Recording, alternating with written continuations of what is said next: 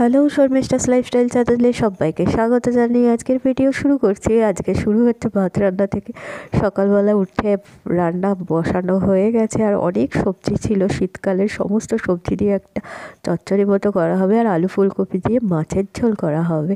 তো সব কিছু কেটে নিয়ে ধুয়ে পরিষ্কার করে রাখা হয়েছে আর এখানে মটর ডাল ভিজিয়ে রাখা হয়েছে, ওটা বড়া বানানো হবে। মটর ডালের বড়া খেতে খুব ভালো লাগে। রান্নার মাঝখানে চায়ের ব্যবস্থা করতে হলো, কারণ চা খাবে বলেছে, সেজন্য চাটা বানিয়ে দিলাম। তারপরে রান্নার বাকি কাজ শুরু করা হবে।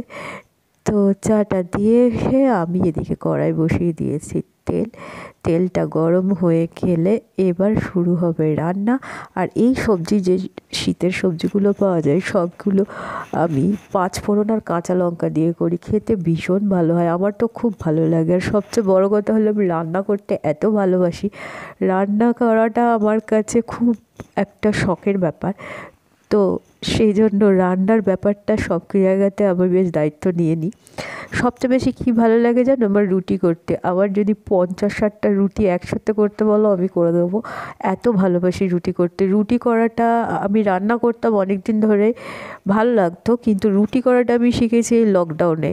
2020 লকডাউনটায় আমার রুটি করতে কখনো করিনি, সের জন্য আমি রুটিটা ঠিকমতো করতে পারতাম না, শক্ত হতো, অনেক প্রবলেম হতো, রুটি ফুলতো না, বিচ্ছিরি কালো হয়ে যেত। কিন্তু ওই লকডাউন আমাকে রুটি বানানো শিখিয়ে দিয়েছে আর এখন এত ভালো রুটি বানাই, রুটি ছাড়া আমি কিছু ভাবতেই পারি না। আমার খুব ভালো লাগে রুটি বানাতে এখন। আর আমার শুধু মনে হয় রুটি বানাই, আমি যেখানে যাই মনে হয় যে রুটি বানাই।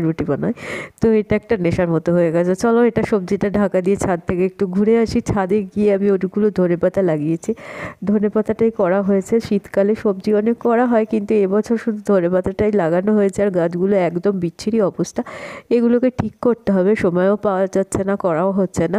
কেতকী ফুল ফুটেছে, কেতকী ফুলটা অনেক কালারের হয়, সাদা হয়, বেগুনি হয়। আমার তো হলুদ কালারটার কালেকশানে আছি, হলুদটা কবে পাবো। তো এখানে জবা ফুটছে এখন, জানো তো জবা ফুল খুব একটা ফুটছে না। প্রচুর গাছ রয়েছে জবার, কিন্তু জবা ফুলের গাছগুলো কাটিং ছাটিং করে রাখা হয়েছে, গরমকাল আসলেই ফুটতে শুরু করবে। আর এখানে একটা গাঁদা গাছ কিনেছিলাম, তার মধ্যে মাত্র 2টো ফুল উঠেছে। আর আমার জানলা দিয়ে না এই স্টেশনটা দেখা যায় আর স্টেশনের লোকজন হাঁটাচলা করছে, এটা দেখতে বেশ ভালো লাগে। তারপর এইসব দেখতে দেখতে চলো নিচে যাই, তরকারির অবস্থা কি দেখে আসি।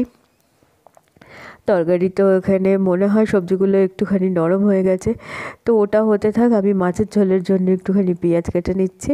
পেঁয়াজ আর রসুন আর কাঁচা লঙ্কা একসাথে মিক্সিতে পেস্ট করে নেবো। আর আমার মিক্সির বাটিটা দেখো, এটা আমি আলাদা করে কিনেছি, একদম ছোট্ট মিনি বাটি, এরকম আলাদা করে কিনতে পাওয়া যায়। তো অল্প মশলার জন্য মিক্সি এই সমস্ত বাটিগুলো ঠিক আছে। আর রান্না করতে গেলে দেখবে ওই শিল বার করে তাকে মশলা বাটতে গেলে অনেক দেরি হয়ে যায়। তার জন্য আমার মনে হয় এখন সবচেয়ে সুবিধার এই ছোটো ছোটো মিক্সিগুলো। তো পেস্ট হয়ে গেছে, এর মধ্যে একটা টমেটো দিয়ে দেবো, দিয়ে পেস্ট করব। তোমাদের কার কার এখন মিক্সিতে মশলা বাটতে ভালো লাগে অবশ্যই জানিও তো। তো রান্না করতে করতে খিদে পেয়ে গেছে, তাই একটা কেকও খেয়ে নিলাম।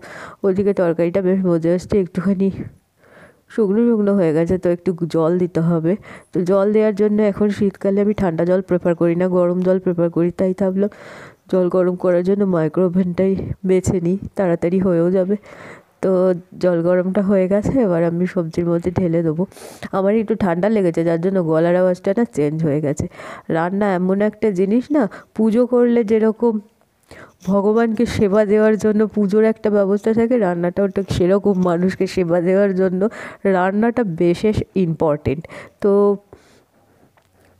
যে যেরকমভাবেই রান্না করুক না কেন, কারোর রান্না কিছু হলে আমি কখনো তাকে বদনাম করি না বা বাজে কথা বলি না, কারণ সেও তো চেষ্টা করেছে রান্নাটা করার জন্য। কেউ কখনোই চায় না খারাপ করে রান্না করি। তো যাই হোক, এবার দেখো সন্ধে হয়ে গেছিলো, তো আর ভিডিও করা হয়নি। সন্ধেবেলা সেজেগুজে পাশেই পাড়াতে মেলা হচ্ছে, সেই মেলা দেখতে চলে গেছিলাম। তো আমি সেজেগুজে রেডি হয়ে গেছি, আর মেলাতে এখানে এসে দেখি নাচ গান বেশ ভালো ফাংশান হচ্ছে। ফাংশান দেখতে দেখতে তারপরে ভাবলাম একটু খাওয়া দাওয়া করি। তো এখানে ফাংশন দেখার সাথে সাথে একটা বাচ্চা মেয়ের নাচ দেখলাম, আর তার সঙ্গে অনেকগুলো কথা শুনলাম। আমাদের হালি শহর এবং এই অঞ্চল সত্যি আমাদের এই জেঠিয়া এক খনি, যে খনিতে অজস্র হিরে রয়েছে। সেই হিরেকে খুঁজে আনার দায়িত্বে জেঠিয়া উৎসব কমিটি। আমরা দেখতে পাচ্ছি যে এই উৎসবের প্রথম দিন থেকে এখানে এমন সব প্রতিভা উঠে আসছে মঞ্চে, যাদেরকে হয়তো আমরা এই মঞ্চে প্রথম দেখলাম। অত্রিকা তারপর একটু এদিক ওদিক ঘুরতে ঘুরতে দেখি কানের দেখতে পেয়েছি, আর কানের দেখলে মেয়েরা সেখানে দাঁড়াবে না, এটা তো হতেই পারে না। বিভিন্ন ধরনের সুন্দর সুন্দর কানের ছিল, দেখে তো বেশ লোভ লাগছিল, কিন্তু ঘরে এত কানের রয়েছে আমি ওর জন্য আর ওইদিকে হাত বাড়াইনি। যাই হোক, কানের দেখতে দেখতে হঠাৎ করে দেখি ভাপা পিঠে বিক্রি হচ্ছে, আর ভাপা পিঠে খাবো না এটা তো হতেই পারে না। মেলাতে এলে আমার ভাপা পিঠে মাস্ট। আমার পিঠের মধ্যে সবচেয়ে ফেভারিট হলো ভাপা পিঠে। তো যাই হোক, ভাপা পিঠে খেয়ে এদিক ওদিকে একটু ঘোরাফেরা করছিলাম। অনেকগুলো খাবারের স্টল বসেছিল এখানে, বেশ মজা করেছি, অনেক ঘোরাফেরা করেছি। তোমাদের আশেপাশে কোথায় মেলা হয়েছে অবশ্যই আমাকে কমেন্ট বক্সে লিখে জানিও। আর তোমরা যদি এরকম ব্লগ দেখতে চাও অবশ্যই সেটাও কমেন্ট বক্সে লিখে জানিও। আজকে এই পর্যন্তই, আবার দেখা হচ্ছে নতুন কোনো ভিডিওর সাথে। ততক্ষণের জন্য সবাই ভালো থাকো, সুস্থ থাকো, তোমাদের চারপাশে সকলকে